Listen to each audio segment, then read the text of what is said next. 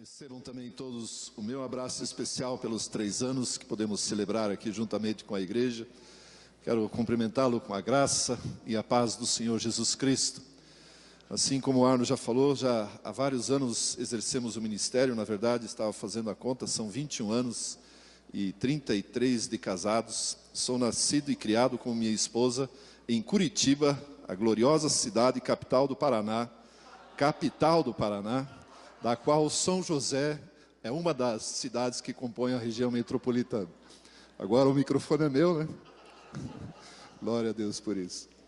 E bom podermos ter esse humor, essa alegria toda juntos aqui. Queridos, eu quero compartilhar algo com você da palavra de Deus que tem mexido comigo, que tem ministrado ao meu coração.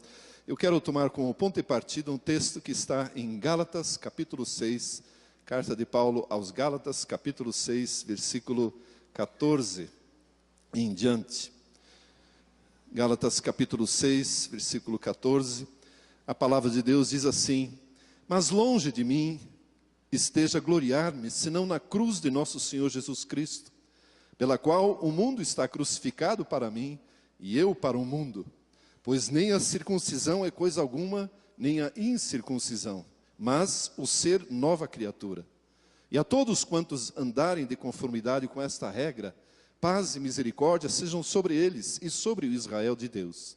Quanto ao mais, ninguém me moleste, ninguém me incomode, porque eu trago no corpo as marcas de Jesus. Certamente, todos iremos concordar que Paulo é um grande apóstolo, autor de metade dos livros da Bíblia, e vale a pena, pelo menos eu encontrei esta referência, estudar a sua biografia, as suas declarações a respeito de como ele vivia, conduzia a sua vida cristã. E aqui na carta aos Gálatas há uma discussão sobre a liberdade cristã, de como ela deve ser usufruída na sua plenitude. E no final da carta ele diz: olha, eu me sinto aborrecido com essa história de circuncisão e incircuncisão, e na verdade isso não faz nenhuma diferença. O importante para mim, diz Paulo, é trazer as marcas de Cristo. E certamente ele falava das marcas no seu físico, das inúmeras cicatrizes que ele trazia por causa da constante perseguição que igualmente sofria. E eu quero aplicar esse texto para a nossa vida espiritual. A vida, ou a palavra marca ali, é como se fosse marcado com ferro e fogo. Nos tempos bíblicos, e antes e um pouco depois, muitas questões eram marcadas desta forma. Por exemplo, todos os escravos eram identificados pelo seu senhor com uma marca de ferro e fogo. Marcados para que todos soubessem a quem ele pertencia. O gado era marcado. Assim também os soldados romanos tinham uma marca de ferro e fogo para identificar a legião ou a coorte a que pertenciam e quem era o seu comandante. E estas marcas demonstravam sempre, no caso dos soldados, a sua lealdade e a sua fidelidade com aquela parte do exército. E Paulo usa esta figura para demonstrar exatamente isso, a quem ele pertencia. Ele diz: eu trago comigo uma marca que me identifica plena e totalmente com Jesus Cristo, o meu Senhor. Eu trago as marcas de Jesus. E eu e você igualmente fomos marcados, não pelo Senhor Jesus, não a ferro e fogo, mas todos nós temos um selo, uma marca sobre as nossas vidas. Olha esse texto de Efésios capítulo 1, a partir do versículo 11. Diz assim, Efésios 1, 11, nele, digo, em quem também fomos feito herança. Eu não vou ler todo o texto, só alguns pedaços. A fim de sermos para o louvor da sua glória, nós, os que de antemão esperamos em Cristo, e também nele que vós estáis. Versículo 14 diz: tendo nele crido, fostes selados, marcados com o Espírito Santo da promessa, o qual é o penhor da nossa herança. Quer nós creiamos ou não, existe um selo sobre as nossas vidas. Eu não sei onde ele está, mas no nosso ser espiritual, na nossa vida espiritual, no ambiente espiritual, certamente ele é visível. Deus o conhece, Jesus Cristo conhece, o Espírito Santo que o selou conhece, o inferno conhece, o mundo espiritual percebe esta marca. E isso nos desafia a certamente viver de acordo com o Senhor a quem pertencemos. Nós fomos marcados no dia em que cremos, No dia em que aceitamos a Jesus Cristo, recebemos esta marca. Então, assim como Paulo que dizia, eu pertenço a Cristo, eu trago comigo as marcas. Eu e você pertencemos ao nosso Deus. Fomos comprados pelo sangue de Jesus Cristo. Recebemos um selo, que significa duas coisas: aquele a quem pertencemos e uma garantia de que seremos resgatados um dia, quando o Senhor Jesus Cristo voltar. Então existe essa marca em nós. E o desafio é viver de acordo com esta realidade. Anos atrás, um aluno da ITMI, uma aluna na verdade, eu não sei de onde ela tirou a pergunta, mas já há vários anos discuto isso nas salas de aula com os alunos. Ela mandou a seguinte pergunta: nesse tempo de processos de Supremo Tribunal Federal, e CPI daqui, e inquéritos para lá, investigações para cá e para lá, há uma pergunta interessante que nos pode fazer refletir sobre isto. Se eu e você, se você fosse condenado pelo crime de ser cristão, será que haveria evidências suficientes para nos condenar, para te condenar? Vamos imaginar que ser cristão fosse um crime. E nós, neste caso, desejaríamos ser condenados. Quais as evidências que o Ministério Público, que a Polícia Federal do inferno levantaria, e quais as provas que haveria contra mim e contra você, para nos autuar, para nos condenar à morte por sermos cristãos, ou enfim, a pena hipotética que haveria para isso. E esta é uma reflexão interessante, porque nós podemos fazer muitas coisas e achar que isto envolve o cristianismo autêntico e genuíno, quando na verdade é apenas uma aparência. Porque assim, como em todas as áreas, também existem muitas imitações de um cristianismo. Alguns me diriam, não, se eu dou o dízimo, se identificam a minha conta bancária, seu segredo bancário é então aberto e vem lá que eu dizimo todo mês. Não, muita gente dizima para outros meios. Isso não prova necessariamente que você é um cristão. Não, eu faço boas obras, ajudo aqui e ali. Também não, porque existem muitas seitas, muitas crenças que fazem a mesma coisa. Isso não identifica necessariamente cada um de nós como cristãos. Existem então algumas marcas, alguns comportamentos, algumas atitudes, algumas ações que eu e você podemos praticar e que nos identificam, nos qualificam verdadeiramente como cristãos. E talvez, agindo desta forma, nós podemos dizer como Paulo, eu trago comigo as marcas de Cristo. Eu sou um verdadeiro cristão. Eu sou um seguidor do Senhor Jesus Cristo. Podem me investigar, olhe as minhas ações, olhe para a minha vida. Eu creio ser esse o meu desafio. A partir do momento que eu recebi esta pergunta e li esse texto de Paulo, que eu penso vir de encontro a isto, comecei então a ler e investigar, especialmente as cartas de Paulo e a história dele e de outros discípulos, apóstolos no Novo Testamento e também no Antigo. Quais seriam as marcas de um cristão autêntico? Eu encontrei muitas delas, nós não teríamos tempo aqui, mas isso já está como um projeto de um livro em processo. Mas eu quero colocar alguns pensamentos aqui que nos levam a uma reflexão.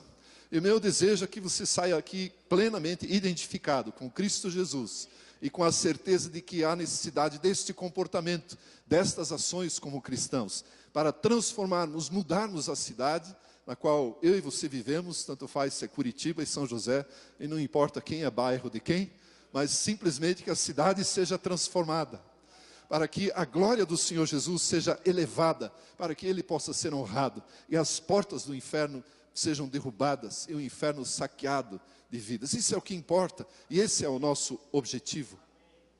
Ao lermos Romanos, eu gostaria que você acompanhasse comigo, Romanos capítulo 12, Romanos 12, a partir do versículo 1, nós lemos um texto que é conhecido de muitos, e que diz o seguinte: rogo-vos, pois, irmãos, pela compaixão, pelas misericórdias de Deus, que apresenteis os vossos corpos como um sacrifício vivo, santo e agradável a Deus, que é o vosso culto racional.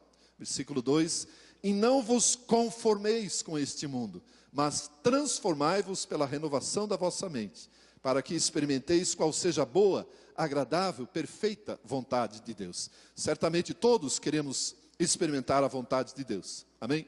A perfeita, boa e agradável vontade de Deus. E aqui nós temos um texto que nos ajuda a entender isso. Não viver com forma do mundo, com a forma do mundo, mas transformar a nós mesmos e a partir dessa transformação mudar o mundo à nossa volta. Paulo é muito claro ao dizer, existe uma vontade boa, perfeita e agradável de Deus. Como nós experimentamos ela? Ao não nos conformarmos, não tomar a forma do mundo, não nos amoldarmos àquilo que está à nossa volta. Eu sei que provavelmente você já ouviu sobre isso, mas sim transformar-se pela renovação da mente. Essa palavra transformação, ela tem um significado muito forte, muito intenso. Ela diz respeito à metamorfose. E o exemplo que me vem à mente, quando fala de metamorfose, é de uma lagarta rastejante, muitas vezes peçonhenta, porque os seus tentáculos, os seus pelos são muitas vezes venenosos. Eu pelo menos lembro da minha infância e adolescência, que muitas vezes ao mexer com um bicho que não deveria fazer, me machucava, queimava a pele, enfim. Então é um negócio peçonhento, rastejante, feio, nojento, né, quando a gente pisa em cima. Mas em algum momento da vida dessa lagarta, ela toma uma decisão. E a natureza, o meio no qual ela vive, leva a tomar uma decisão. Prende-se a um galho qualquer, tece ali o seu casulo e, conforme a espécie, em uma semana, 14, 21 dias, sai uma borboleta, uma mariposa.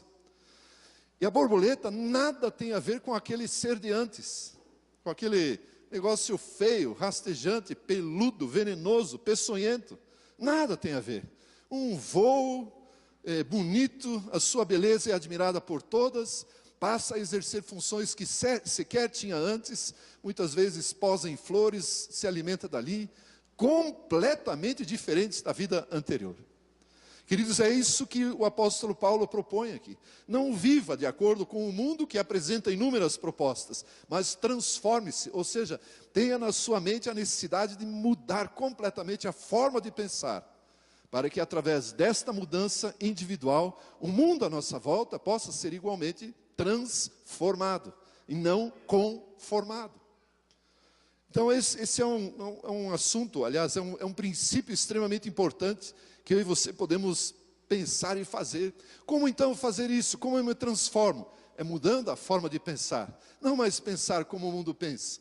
Não se amoldar ao caminho dos pecadores, à roda dos escarnecedores, ao conselho dos ímpios, como o Salmo 1 menciona, mas sim nos amoldarmos e nos transformarmos pela própria palavra de Deus, que é um instrumento que o nosso Deus nos deixou. O tesouro inestimável, precioso, que é a sua palavra, a palavra do nosso Pai Celestial, para que possamos seguir os princípios nela contidos e assim vivermos esta transformação. E essa transformação necessariamente, como eu disse, passa por uma mudança de mente. E o Senhor Jesus, aos discípulos, eu consigo imaginar que ele escandalizava muito esses meninos, essa piazada, como nós falamos em Curitiba, talvez em São José também. Eles eram impactados por algumas expressões que para nós talvez não tenham todo o sentido necessário, mas que certamente mudaram a forma de agir e de pensar daqueles discípulos e do povo que o então ouvia. Uma das declarações muito interessantes, e esta é uma marca então que eu quero colocar, diz respeito a um texto muito conhecido que é o Sermão do Monte, Mateus capítulo 5, a partir do versículo 13, Mateus 5,13, talvez um dos textos mais conhecidos de toda a Bíblia, e especialmente neste sermão. Diz o seguinte: vós sois o sal da terra. Vós sois, não iremos nos tornar. Isto é uma realidade. Jesus está falando aos seus discípulos e ele diz: vocês são o sal da terra. Mas se o sal se tornar insípido, com que se há de restaurar-lhe o sabor? Ou com que se há de restaurar-lhe o sabor? Para nada mais presta, senão para ser lançado fora e ser pisado pelos homens. Até aqui. Ou seja, eu e você temos uma responsabilidade que o Senhor Jesus nos coloca como discípulos. Temos discípulos de Jesus Cristo aqui. Temos alguns. Temos discípulos de Jesus Cristo. Nós somos, vós sois, você é sal da terra. A pessoa que está à sua volta, ao seu lado, é sal da terra. Agora, o que isso significa? E na verdade é sobre isso que eu mais quero falar nesta noite. O que significa ser o sal da terra? Primeiramente, precisamos entender quando ele se torna insípido, ou quando a condição desse versículo não se realiza. Quando ele se torna insípido, ou quando ele perde o seu sabor, ou quando ele perde as suas propriedades. Aprendi, depois de fazer intensas pesquisas culinárias, com diversas donas de casa, especialmente a que eu tenho em casa, minha esposa, constatei uma verdade: jamais, nunca, o sal se torna insípido. Nunca ele estraga. Um dos poucos alimentos ou condimentos sobre a terra que não perdem sabor, que não se estragam. E aí surge a curiosidade, por que Jesus então se diz, mas se o sal se tornar, ou porque ele declara isso, se o sal se tornar insípido, o que se há de fazer com ele? E aí eu já vou explicar qual é a única condição em que de fato o sal perde o seu sabor e por quê. Fato é que eu e você fomos declarados pelo Senhor Jesus Cristo como o sal da terra, e desta responsabilidade não há como fugir. O sal na antiguidade, diferente dos nossos dias, ele era um mineral e que jamais se deteriorava, como eu disse, e sendo símbolo então de durabilidade, de sinceridade, de lealdade. Os soldados romanos, por exemplo, eram pagos com um saco, um pacote de sal, da onde vem a palavra salário, que era recompensa pelos trabalhos, pelos serviços prestados. E o sal era então um símbolo usado para determinados aspectos, para fazer uma aliança. Nós brincamos que para andarmos junto com pessoas e conhecê-la mesmo, nós precisamos consumir um saco de sal.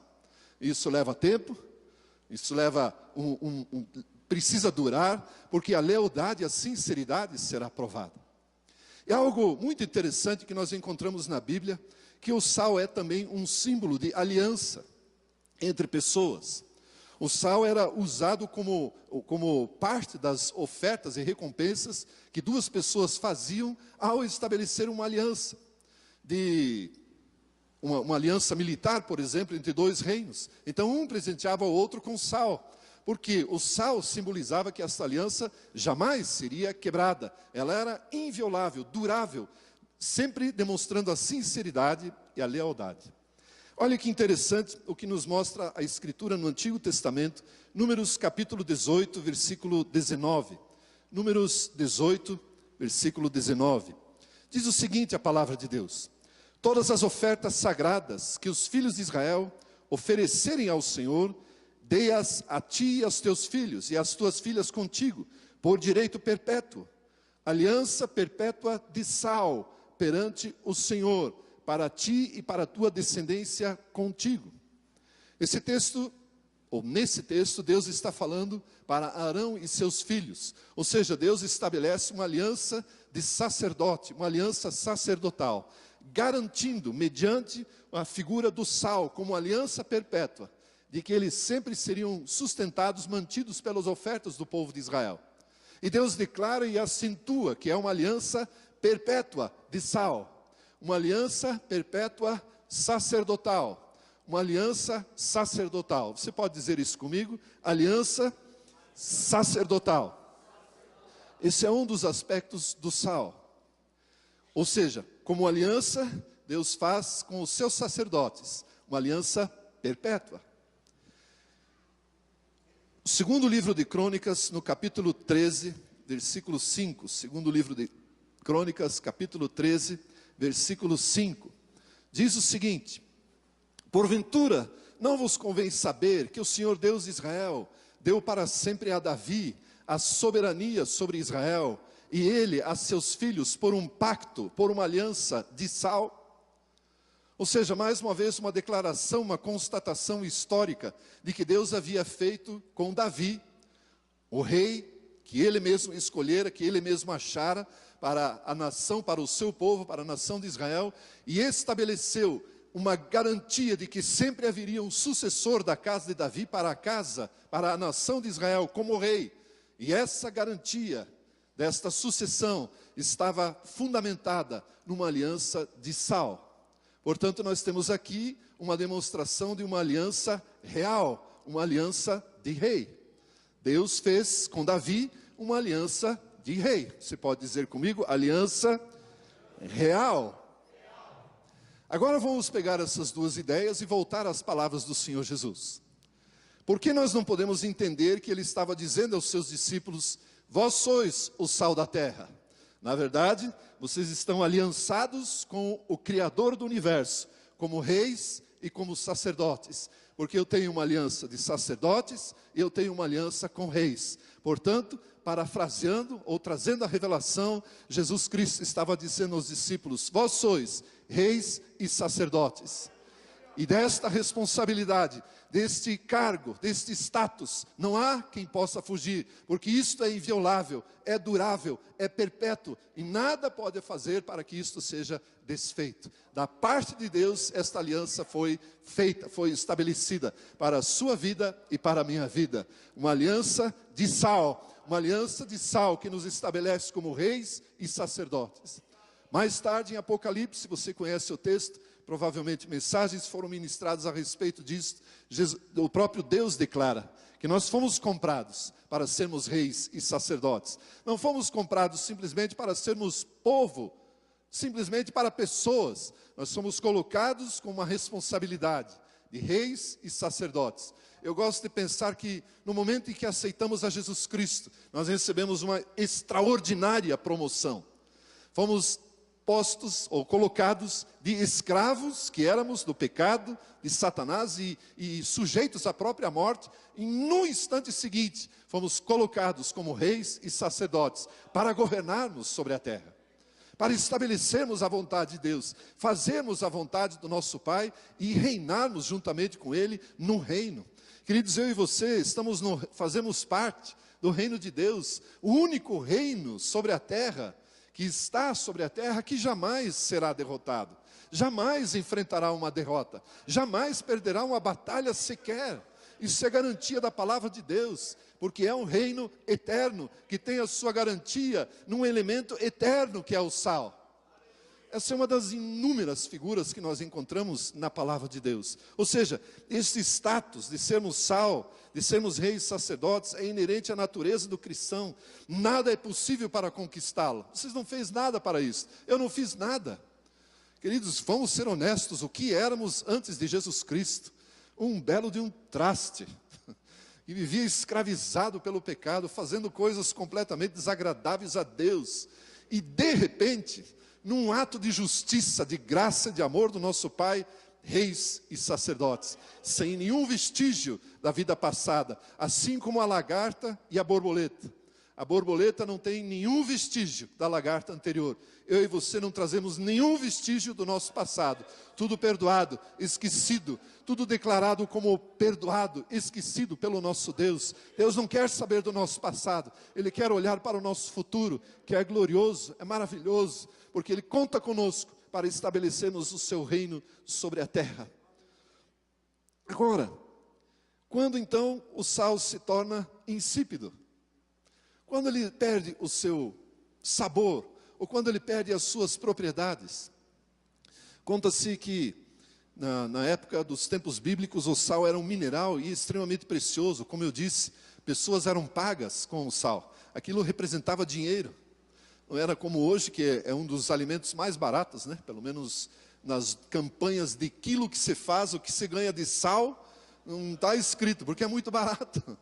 Mas naquela época não era. Extraí-lo das minas ou dos mares, enfim, não era um trabalho fácil. Então ele tinha o seu valor, e muitos guardavam, estocavam, depositavam sal mesmo, e muitas vezes em cavernas.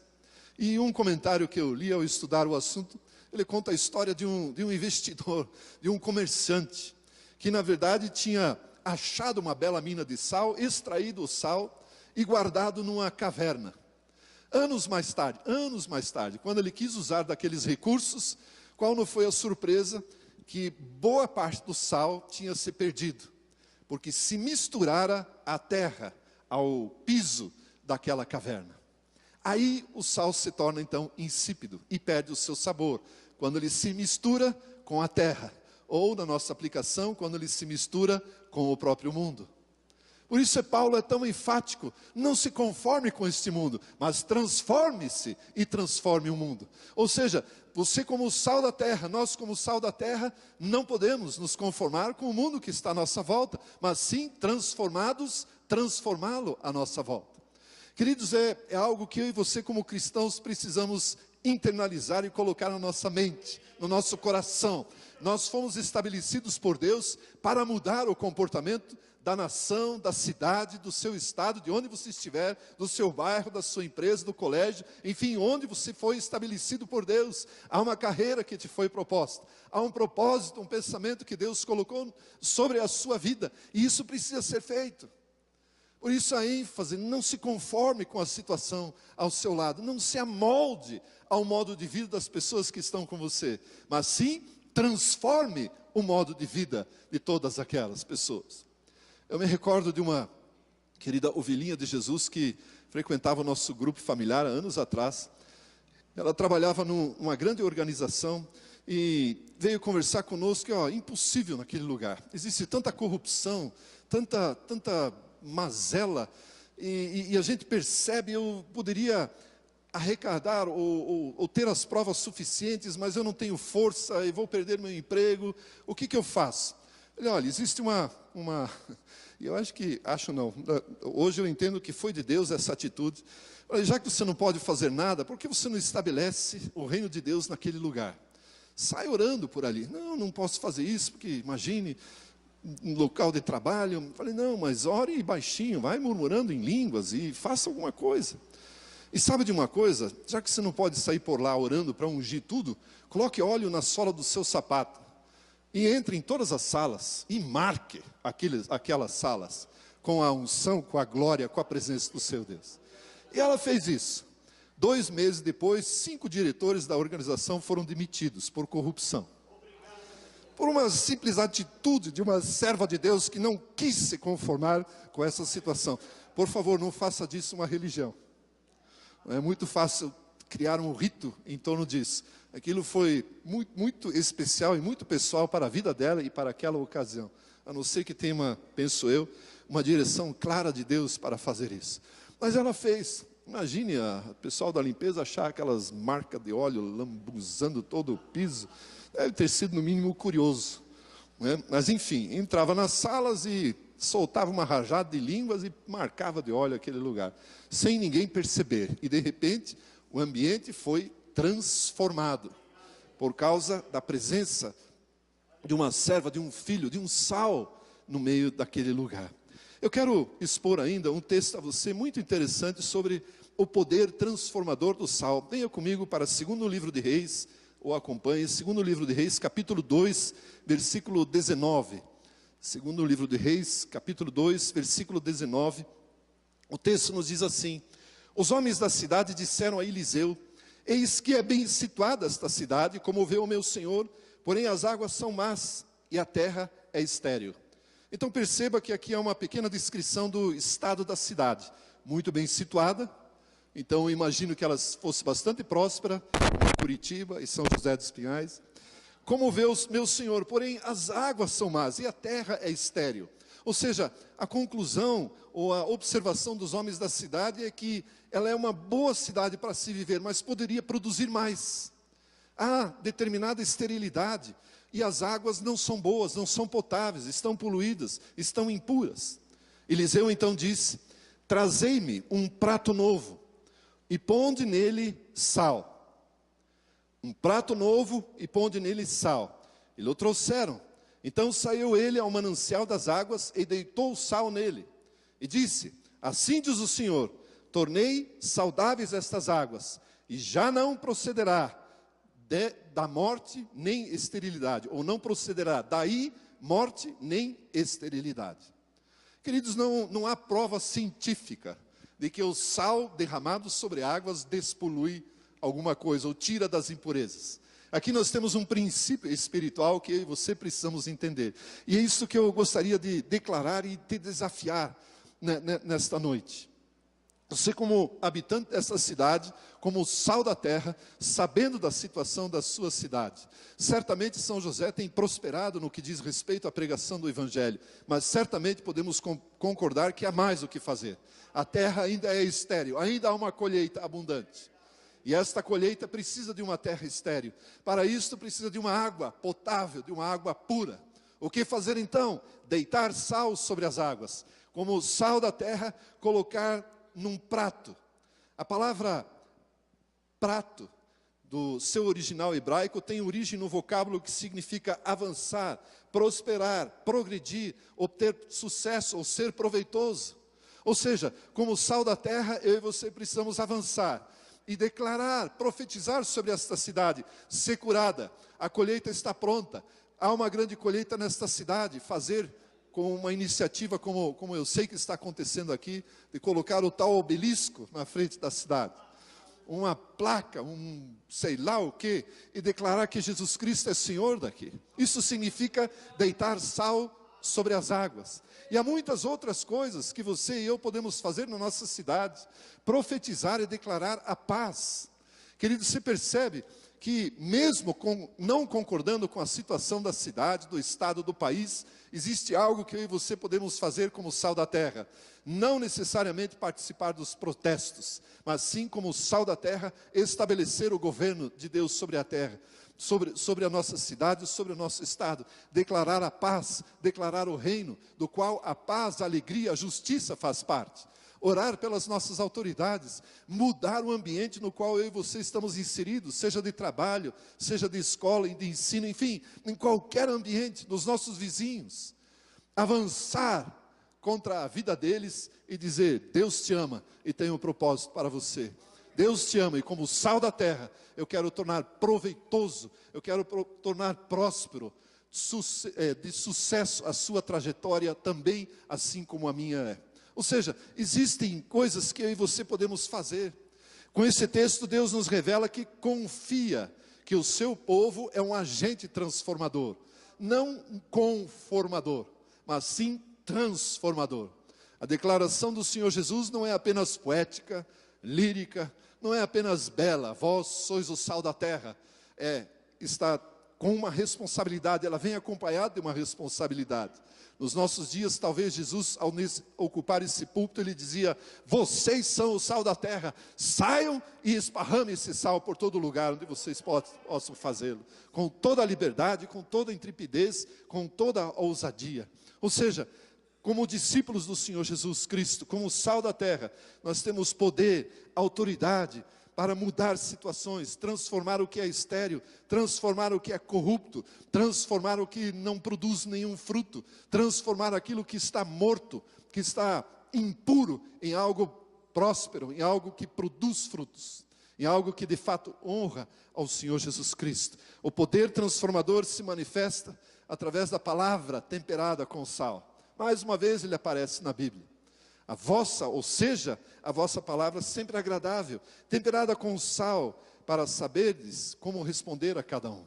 Ou seja, só teremos respostas, só saberemos o que fazer se de fato formos alimentados pela palavra de Deus. Se soubermos o que a Bíblia diz para cada uma das situações pelas quais eu e você passamos. E a Bíblia tem uma resposta, certamente tem.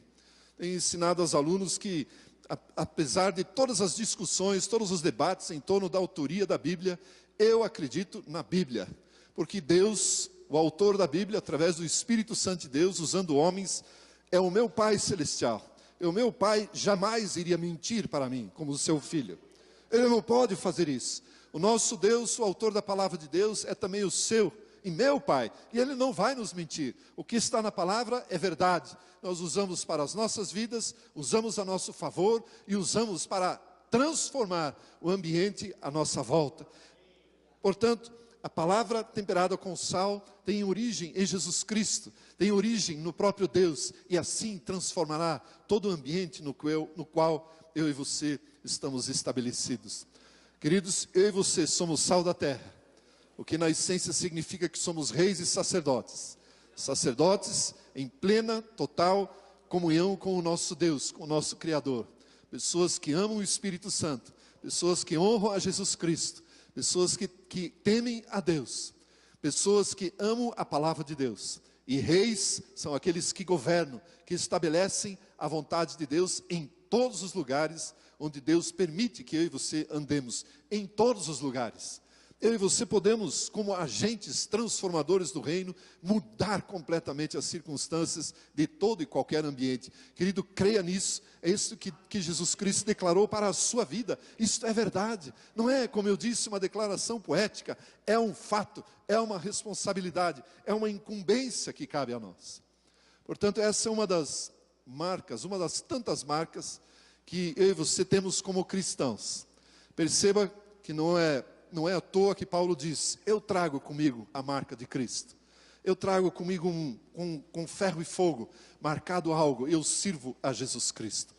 Eu quero ainda deixar uma muito especial, especialmente ao Gerson e ao Jefferson e aos demais ministros, pastores, enfim, líderes que estão reunidos aqui. Algo que me vem ao coração e que muitas vezes aflige muitos líderes, muitos apacentadores. Estava há dias atrás numa reunião de pastores numa cidade e tinha lá uns 50, 60 deles. E antes de ministrar a palavra ali, eu estava participando das conversas e a pergunta e o diálogo, a conversa entre eles, basicamente é sempre a mesma. Talvez aqui não seja porque já se conhecem mais, mas lá se encontram só periodicamente. E pergunta assim: como vai a sua igreja? E a segunda pergunta: quantos membros você tem? E normalmente quem pergunta tem mais do que aquele que foi perguntado. Ou seja, já traz um peso de desempenho. E meu Deus do céu, e muitas vezes líderes, apacentadores, carregam um peso de desempenho de qualquer forma.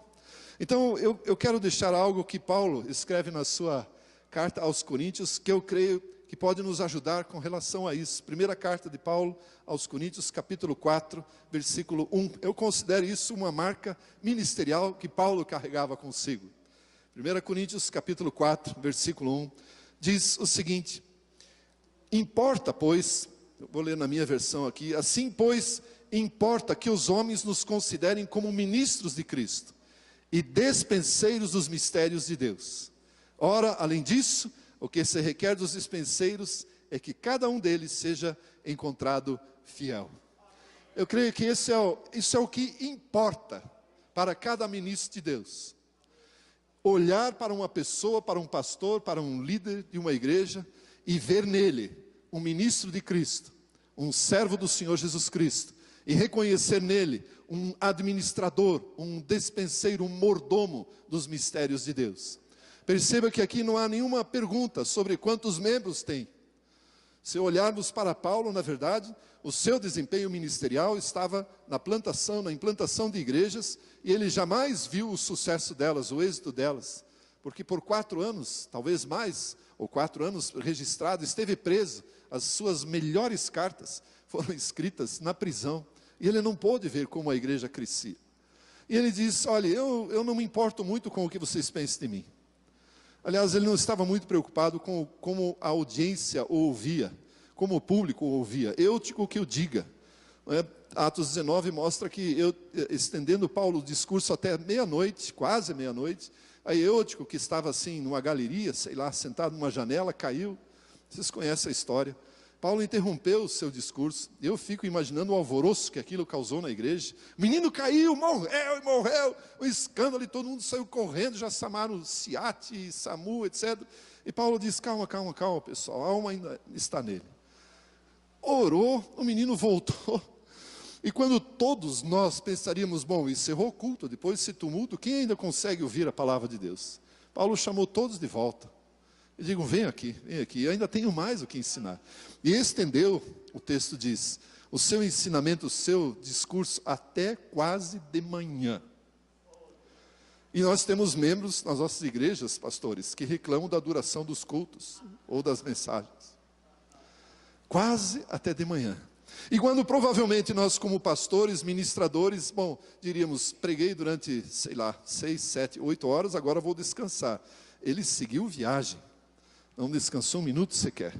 E não tinha nenhum carro para deitar no banco de trás e dormir. Ele precisava ir a pé ou montado em jumento, cavalo, seja o que for. Então são algumas marcas que este homem nos ensina, e aqui está uma: o peso do desempenho não cai sobre nós.